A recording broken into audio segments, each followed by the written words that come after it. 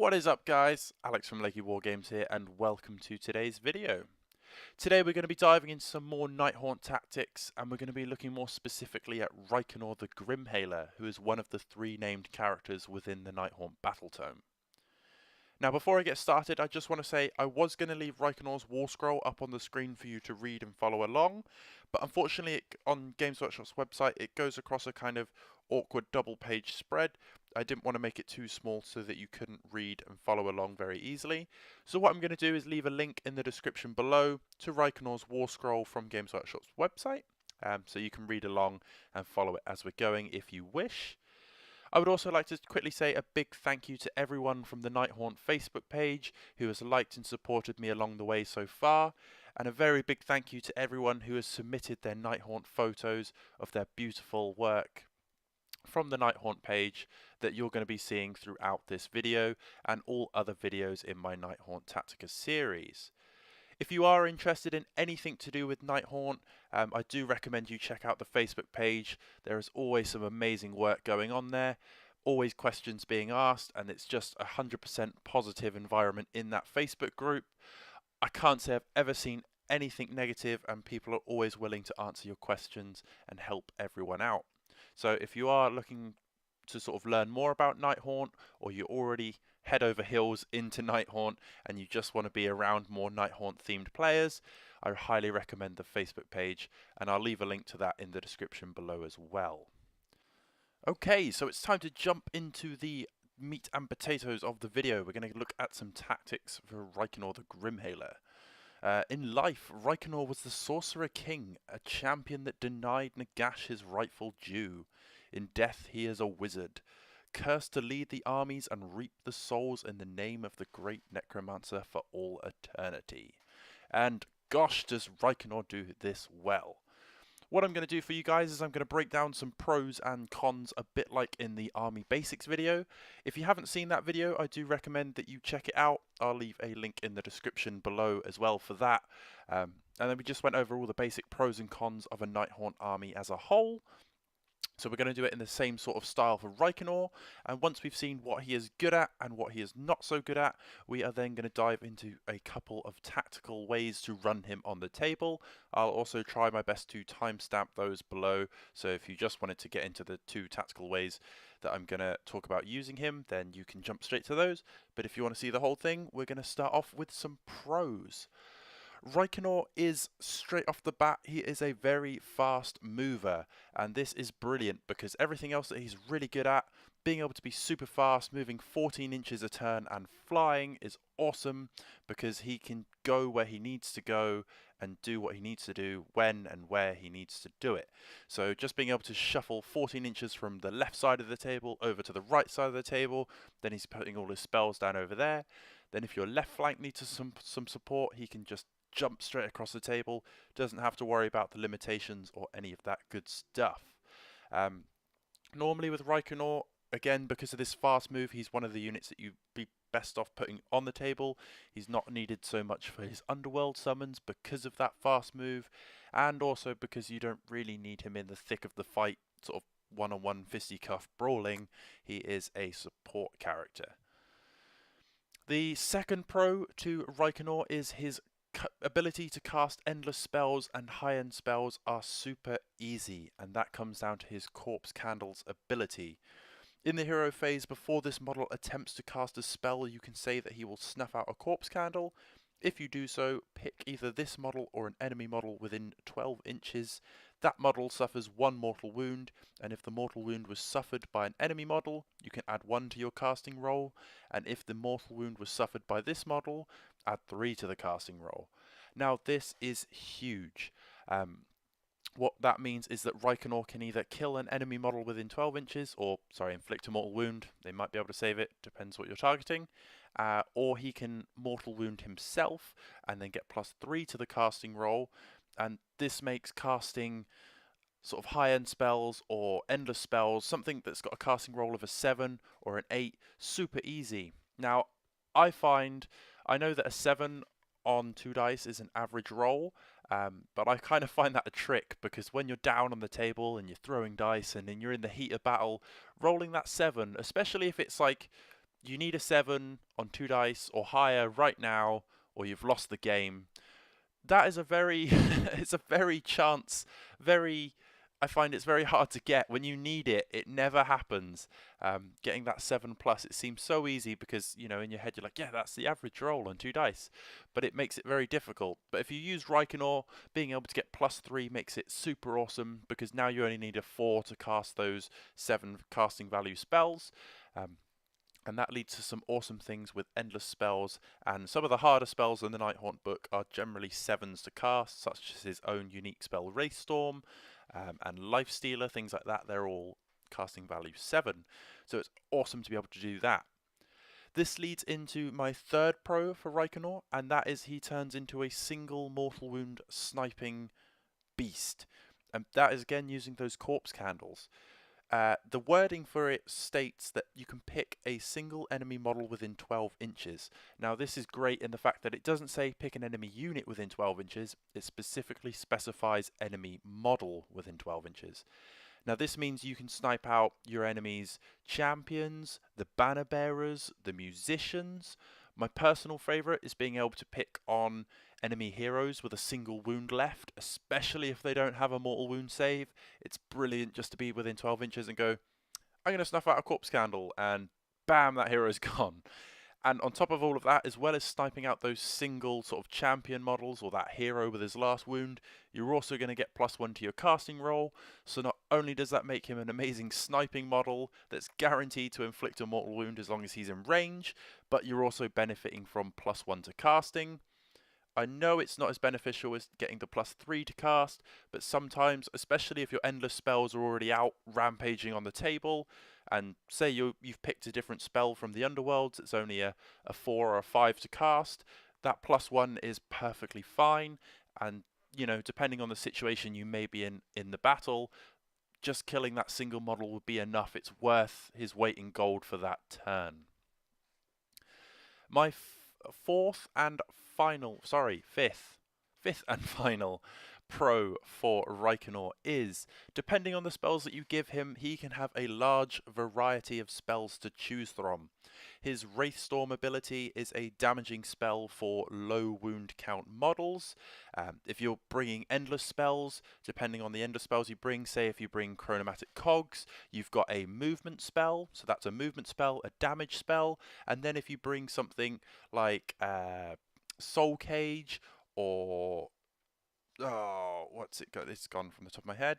Let me quickly find it in the book. Sorry, Soul Cage or Shade Mist. That's what I was thinking of. Shade Mist has the ability as a debuff, so it subtracts -1 from wound rolls against a friendly Nighthaunt unit. Or Soul Cage stops an enemy retreating in combat. Something like that. So then you'd have a support spell, a damage spell, and then depending on what endless spell you bring, you could bring something that does movement or more damage. You can bring a large variety of spells to the table. And that's awesome because that means depending on what spell you needed cast as and when and where, Reikenor is the man that can do that job. Combine that with the Corpse Candle for either a +1 or a +3 to cast, and that means not only has he got a large variety of spells to bring to the table, but he can bring those spells reliably, and that is the most important part. Now, unfortunately, with all those pros in mind, there are a few cons to using Reikenor. With every good, there is bad. And they kind of all tie in together in a way. The first con to using Reikenor is that he suffers from the same as all our other heroes, and that is he's pretty weak and easy to kill. Yes, he does have the 4+ ethereal save and the 6+ save after save from Deathless Spirits, but he does only have 7 wounds, and again, that 4+ ethereal save isn't, I mean, it's great, obviously being able to consistently put out your 4+ save, but against a lot of high volume attacks, it doesn't really count for anything if your opponent is forcing you to make 20 or 30 odd saves. And with only 7 wounds on average, you've only got to fail 14 of those. Taking into account Deathless Spirits, you're probably looking at about 15, 16 saves. And that's it. That's Reikenor gone bye-bye. So, yeah, he's a little bit weak in the department of taking damage, but if you're clever with your high moves and sneaking around the table, that is avoidable. But again, yeah, he is very susceptible to high volume attacks and mortal wounds as well. That 6-up save after save is the only thing that's going to save him against mortal wounds. So if you're coming up against, say, Blades of Khorne, and they're throwing out 3 Blood Boils a turn, that 3d6 worth of mortal wounds is going to eat Reikenor away very, very quickly. This leads into the second con to using Reikenor, and that is to get the best out of him, you're going to be using those corpse candles, getting your +3 to cast, and hopefully throwing out some strong endless spells and easy cast abilities on your spells. But by doing so, you're going to have to hurt yourself, and this only lends to the first con, which makes Reikenor even easier to kill. What's easier to kill than 7 wounds? Anything less than 7 wounds. So unfortunately, by using the corpse candles, buffing himself up, and using the corpse candles to give himself that really good casting value, you are going to suffer in the wounds department. And again, your opponent's only got to put kind of just the basic double-digit wounds through to you, and for every wound that you're causing on yourself, you're going to make it even easier for them. Now you can counter this out by using something like a Life Stealer or a Soul Tether from another Nighthaunt hero to keep his wounds back up, but again, that's another spell that you're not casting using something else somewhere else, just to keep Reikenor alive. The third and final con that I have for Reikenor is that unfortunately he only gets 1 cast per turn. He is the big badass sort of, wizard of our army, and unfortunately he's only got a casting and unbinding of 1 per turn. So a lot hinges on that +3 to cast, and unfortunately we can't get a lot out of it because he can only use the corpse candle once per turn when he's attempting to cast that spell. You can kind of get around this when you've got cogs down on the table, rather than using it to move and charge extra. You can use it to cast an additional spell, but for corpse candles, each time you go to cast a spell, every attempt that you go to cast a spell, you have to use the corpse candles separately. So if you were to try and buff him by +3 to cast twice, you're going to take 2 mortal wounds, and that just makes him super easy to kill. There's a big difference between being on the 7 ethereal 4-up save wounds and 5 4-up ethereal save wounds for your opponent to take him out. And you can kind of see how they all roll into one. So unfortunately, with only 1 spell a turn, you kind of do have to make the most of him as you're going, and be very careful when you're taking those wounds for your corpse candles. Now, with all that said and done, let's jump into some ways of running Reikenor. There are 2 personal builds that I like to run. The first I'm going to go over is the most popular choice, and that is Reikenor combined with the chronomatic cogs that we've been speaking about all through this video. The reason you wanted to use that is because you're going to be setting up your deadly units within the underworld. That might be a big unit of 20-30 Reapers, it might be a unit of 10 Revenants to sort of sneak around and teleport up. And what you're going to do is you're going to use the ability to summon units through the underworld, deploy 9 inches away from the enemy, and then using Reikenor, hopefully getting that +3 to cast. Hopefully you're going to cast the cogs. Cogs will then give you +2 to charge, meaning that you only need a 7-inch charge from the underworlds. There's nothing that your opponent can do to stop the charge. Obviously they can try and unbind your cogs attempt. There's always a chance that you're going to fail the charge, but there's nothing that can stop your unit popping up from the underworld, attempting that charge, and hopefully on a 7 you're going to make it. A lot of players tend to also take, as well as Reikenor with the cogs and the units that they want to summon from the underworlds, they also take the extra command point, at least the 1, and that gives you the ability to re-roll that charge, because it can make or break the game. A lot of games with Nighthaunt are won and lost on sometimes getting very lucky and getting that unmodified 10 or higher on the charge. A unit of 30 Reapers fighting twice in 1 turn by just teleporting up, smashing into something that they want to be fighting, not having to get through a screen or anything like that, and then fighting twice makes a very, very big difference. So that's the main way to run Reikenor, is to just use him to get cogs up. You can get off all your sort of first, second turn charges, get units to where you need them. That extra movement, that extra charging is amazing across the board. If you're also using a Dreadblade Harrow as your general and you teleport him and he's bringing units across with him, having cogs on the table is fantastic, because not only are you now bringing units from the underworld up, but you're now dragging units across the table in the same manner, getting them 9 inches away from the enemy, 7-inch charge if you've got cogs up. You can also combine that with the Death Riders battalion, because the units, the Black Coach and the Hex Race that are in that battalion receive +1 to their charge rolls. So if you've got cogs on the table and you've got Death Riders, so a unit of say 10 Hex Wraiths, you could be slamming those Hex Wraiths around the table with +3 to charge. So if they pop up from the underworld, you're only going to need a 6.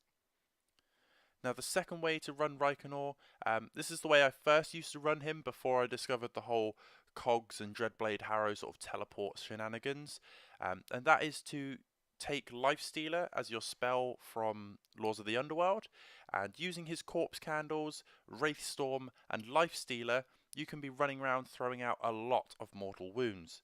What I used to like doing is hurting Reikenor himself for that +3 to cast, reliably getting off Wraithstorm, and just picking on single wound enemy models.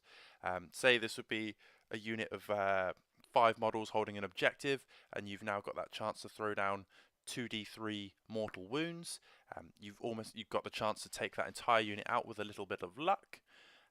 And if not, you can also be clearing out things like chaff walls. If there's a unit of say 10 Free Guild Guard sat in front of a big block of like 30 crossbows or something like that. I mean, it's not the best example because a lot of Free Guild players will be running their guard in 40s. But say, for example, there's just a group of 10, you can use your Wraithstorm, kill almost half that chaff wall, and then hopefully if you get your units that can charge through the gap that you've made, or even if you do charge the last sort of 4 or 5 guard that are left, and then the rest of your unit can swing round into those crossbows and just start munching away at them. Now the reason I like taking Lifestealer is because once Reikenor starts taking damage, you can then cast Lifestealer. You're still dealing D3 mortal wounds to an enemy unit, and then for every mortal wound that you inflict, you're healing yourself back up. So you've got the chance of running around throwing Wraithstorm out reliably with your +3 to cast, and then once you start taking a few wounds, you swap over to using Lifestealer, and that makes him more self-sustainable. He can use his high move and all his casting shenanigans that way, and it saves having to have someone else on the table heal him up. So you can use him as like a flying mortal wound dealing sort of damage dealer that way. And with all that, thank you very much for watching today, guys. I hope I've been able to give you some more insight and some ideas into how to use your Reikenor the Grimhailer on the table. He's both very impressive for your Nighthaunt, visually on the table, and with his rules to buff your army up. Please do comment down below with any different ways that you find that you run Reikenor and how he helps your army. Please, share any tactics that I may have missed. Also, feel free to like and subscribe this video if you enjoyed. There's always more good Nighthaunt tactics coming up on the channel. I've got a playlist as well. For, all the Nighthaunt tactics will be in one place, so if there's any other units or sort of general Nighthaunt tactics, you'll be able to find them in there. Big thank you to everyone who made this video possible, and to all the guys on the Nighthaunt Facebook page for submitting their photos. If you wish to take part and submit pictures of your Nighthaunt, you'll always be able to find my posts on the Nighthaunt page where we gather them all up and then we can use them in these future videos. Again, thank you very much for watching, guys. As always, more good stuff coming soon.